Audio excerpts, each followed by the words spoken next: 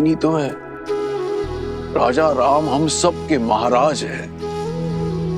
अयोध्या का ध्वज इस आकाश पर सबसे ऊंचा लहराता है।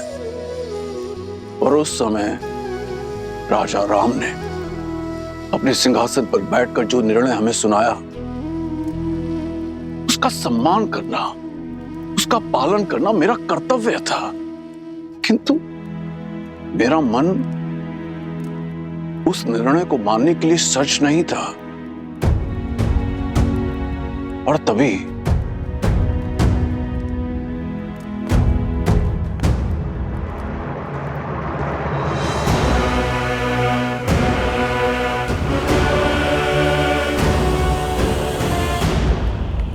पुत्री सीता ने मुझे यह पत्र भेजा था जो उसने अयोध्या छोड़ते समय लिखा था। इसमें उसने मुझे उसे ढूंढने से मना किया था। यह भी लिखा है कि यह निर्णय उसका अपना है और मैं अपने राजा श्री राम राज्य की कल्पना के विरुद्ध ना जाऊं। मुझे स्वयं पर जितनी गिलानी है उससे कहीं अधिक अपनी पुत्री सीता पर गर्व है। उसने जो कुछ भी किया समाज कल्याण के लिए किया। मेरे हाथ बांधकर उसने समाज के हर पुरुष को स्त्रियों के विरुद्ध विकट विचारों से मुक्त कर दिया। मैं अपनी भूल स्वीकारता हूं। एक पिता होकर भी मैं अपनी पुत्री को ढूंढ न सका, उसके कष्ट ना हर सका। और इस कारण मैं तुम दोनों का अपराधी भी हूं। मुझे क्षमा कर दो, क्षमा कर दो मुझे।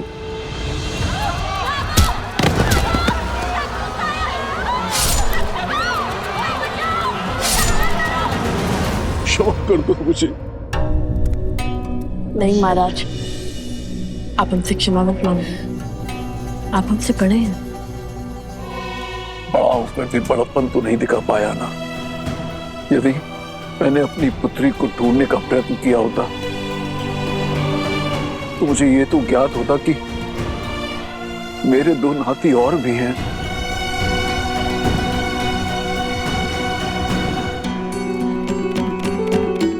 यदि हमारी बातों ने आपका हृदय आहत किया तो हमें क्षमा कर दीजिए। बालपन से सीखता है संबंधों का महत्व और उनका मूल्य अशुभ घड़ी में समझ में आता है। विकट परिस्थिति में यदि वो साथ दे तो वो अपने होते हैं। और हमारी माता अकेली थी, बस उसीलिए दुखी थे हम।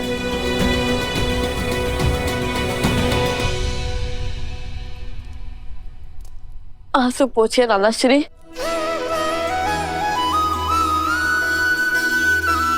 नाना श्री, एक बार पुनः कहो। अपने आंसू पोछिए नाना श्री। जब अपनी पुत्री सीता से मिलूंगा तो एक राजा नहीं अपितु पिता होने के नाते उससे क्षमा अवश्य मांगूंगा।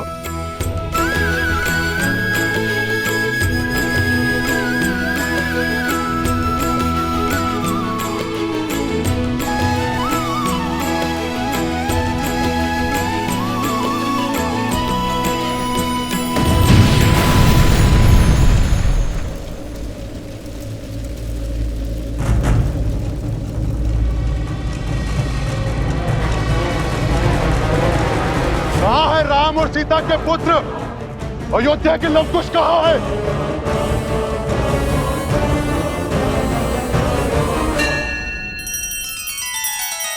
श्री रामचंद्र कृपालु भजु मन हरण भव भय दारुणम नव कंज लोचन कंज मुख कर कंज पद कंजारुणम।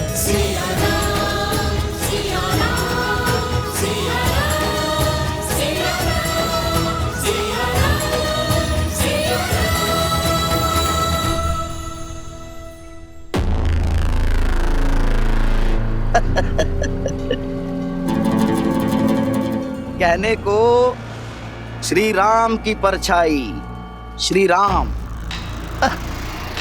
और अपनी प्रजा के प्रश्न का उत्तर नहीं दे पाए। बताइए, अयोध्या में चल रहा ये महोत्सव, ये उत्साह, सब स्वांग है, स्वांग। कैसा स्वांग? हमारे भोले भाले मन को छलने का स्वांग, हमारे विश्वास को तार तार कर देने का प्रयास।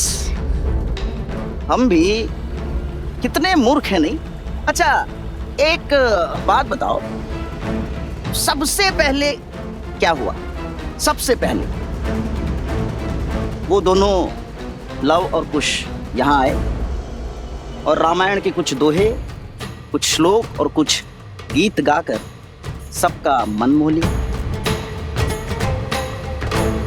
और फिर स्वयं को राम भक्त कहने वाले लवकुश ने अश्वमेध के अश्व को रोका, अपने बाणों से सबको मूर्छित किया, और तो और श्री राम से भी युद्ध किया। और सोचो, जिनसे रावण ना जीत पाया वो श्री राम लवकुश के सामने कुछ न कर सके।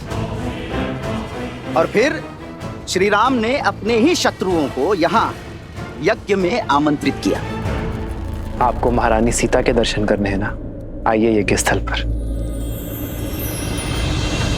बात तो उचित है। और फिर जब अयोध्यावासी लवकुश के विरुद्ध हो गए, तब स्वयं हनुमान जी उन्हें बचा कर ले गए। और तभी हनुमान जी, श्री राम और लवकुश ने मिलकर एक षड्यंत्र रचा। उसी षड्यंत्र के अधीन यहां लवकुश ने सबसे पहले सभी स्त्रियों के भीतर प्रतिशोध की चिंगारी भड़काई। वहां श्री राम ने सभापतियों और मंत्रियों की पत्नियों को सभा में बुला लिया। और इतना ही नहीं, लवकुश की उद्दंडता का समर्थन भी किया।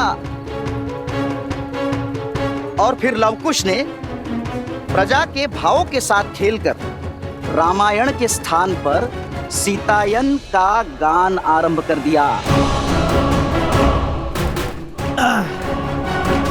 और हमें बहलाकर यह सत्य प्रकट किया कि वो दोनों और कोई नहीं, देवी सीता के पुत्र हैं। हम बह गए भावनाओं में, हैं? बह गए, करने लगे सीता को अयोध्या में लाने की विनती, और बिना सोचे समझे अपनी पावन धरा को अपावन करने का प्रयास। उन्होंने ये स्वांग रचा ही इसलिए है कि देवी सीता अयोध्या लौट सके। ये बात हमें मिलकर और भी पुरुषों को समझानी होगी। एक साथ मिलकर श्री राम से प्रश्न करना होगा। किंतु कैसे? हमें तो कोई श्री राम के समीप भी जाने नहीं दे रहा। ये तुम मुझ पर छोड़ दो।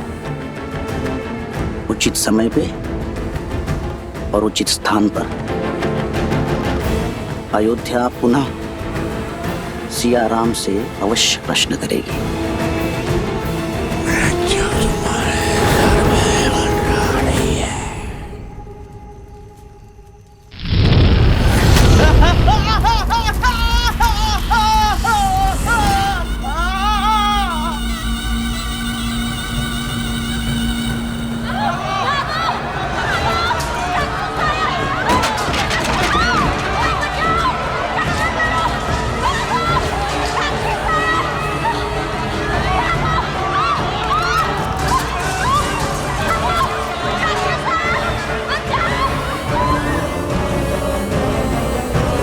अयोध्या के लवकुश बाहर आओ। आज उनका काल आया है। जिस प्रतिशोध की अग्नि मुझे जला रही है, उस अग्नि को शांत करने के लिए उन्हें स्वाह होना पड़ेगा। लवकुश, तुम दोनों भीतर जाके छुप जाओ। इस दुष्ट का संहार हम करेंगे। सेनापति!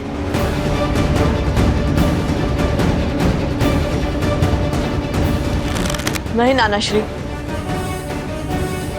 रघुकुल का नियम है कि जिसे ललकार मिले वही प्रहार का उत्तर देता है, और ये हमें पुकार रहा है। तो इसका भी सामना हम ही करेंगे। नहीं, मेरी सीता तो मुझसे दूर हो गई, पर उसके अंशों को दूर नहीं होने दूंगी। नहीं।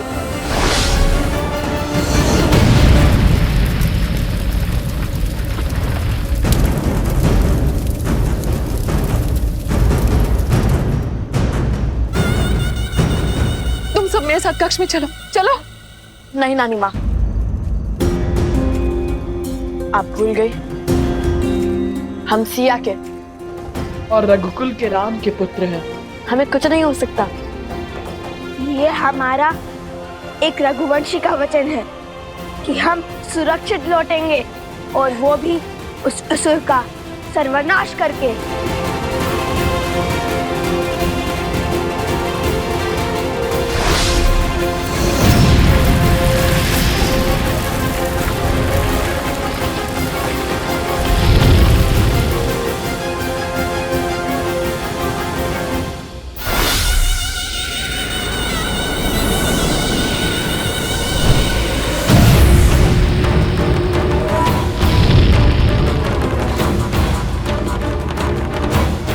कहाँ छुप कर बैठे हो लोग? कुछ बाहर आओ, पिंगलाश तुम्हें चुनौती दे रहा है।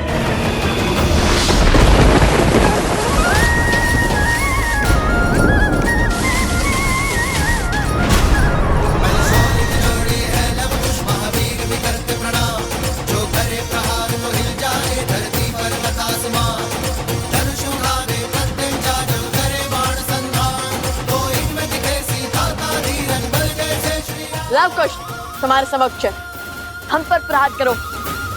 इन निर्दोषों पर क्यों वार कर रहे हो? अपने संहार के लिए सज हो जाओ। आकार से बड़े शब्द हैं तुम्हारे।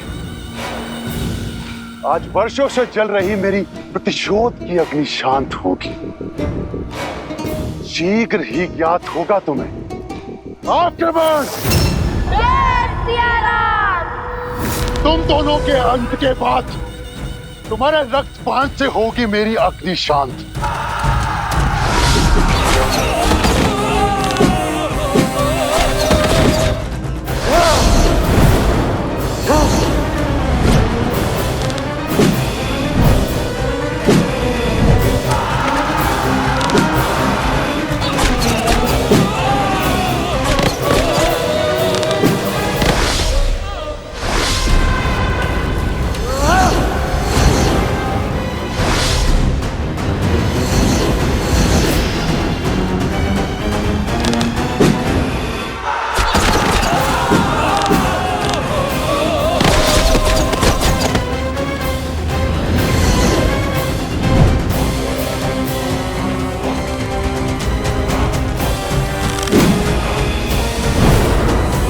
प्रतिशोध की कैसी अग्नि है पिंगलाक्ष, जिसमें तुम अपने ही लोगों को बलि चढ़ाए जा रहे हो? बताओ, इस अधर्म के भागी क्यों बन रहे हो? हमसे तुम्हारी क्या शत्रुता है? इससे पहले कि ये अग्नि तुम्हें ही भस्म कर दे, सब कुछ छोड़कर प्रभु श्री राम के शरण में आ जाओ पिंगलाक्ष। बस! सेना हर ओर से आक्रमण करो, आगे बढ़ो।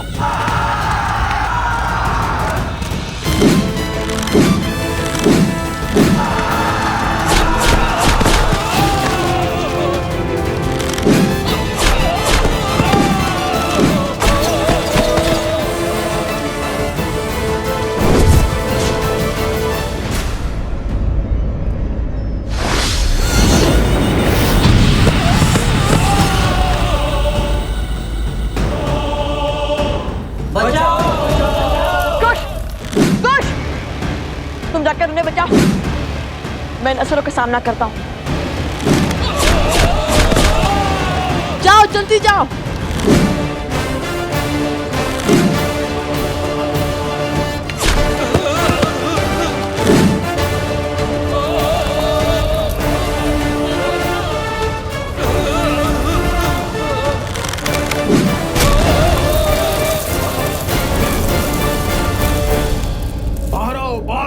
सब लोग बाहर आइए, इस ओर चलिए। शीघ्र कीजिए सैनिकों, शीघ्र कीजिए। जब दो हिरण को एक साथ अखेट करना कठिन होता है, तो उन्हें एक दूसरे से दूर कर अकेला करना ही उचित होता है।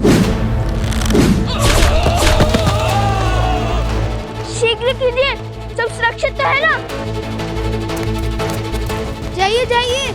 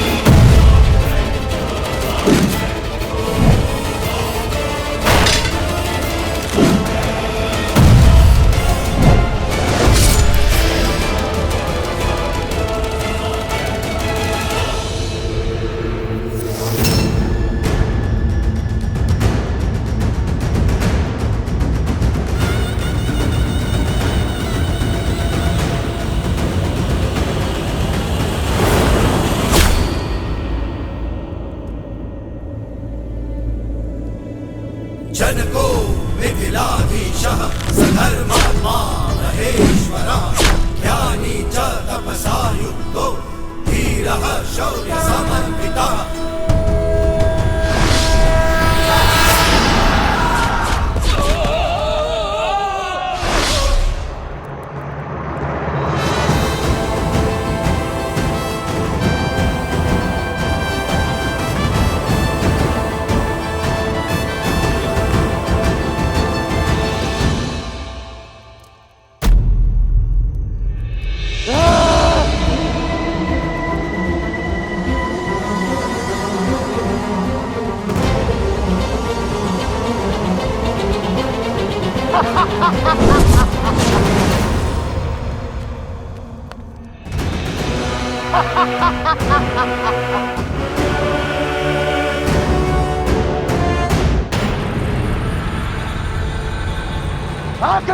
सावधान रखो।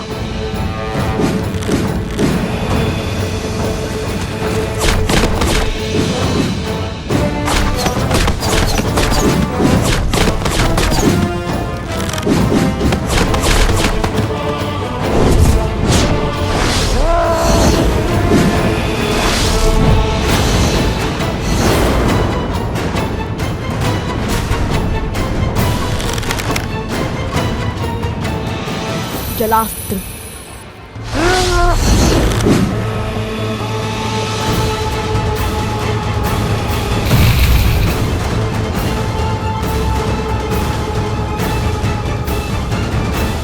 जलास्त्र। जलास्त्र।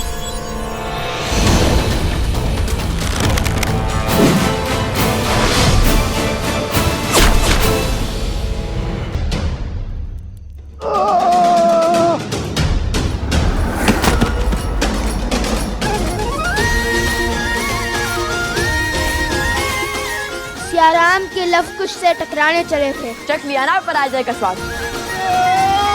चलो भागो यहाँ से।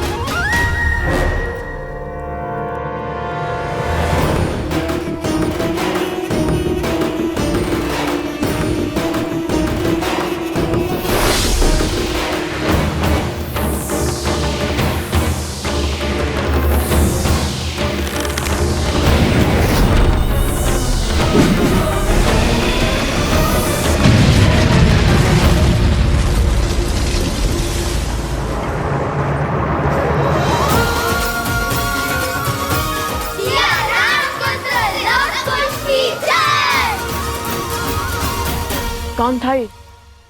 और भला हमें क्यों मारना चाहता? और वो भी तब जब माता पुनः अयोध्या लौट रही है।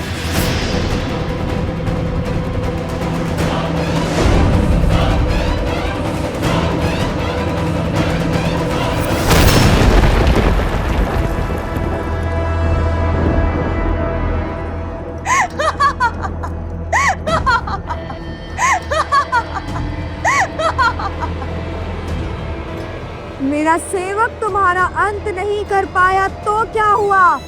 मैं शूर्पणखा करूंगी तुम्हारा अंत।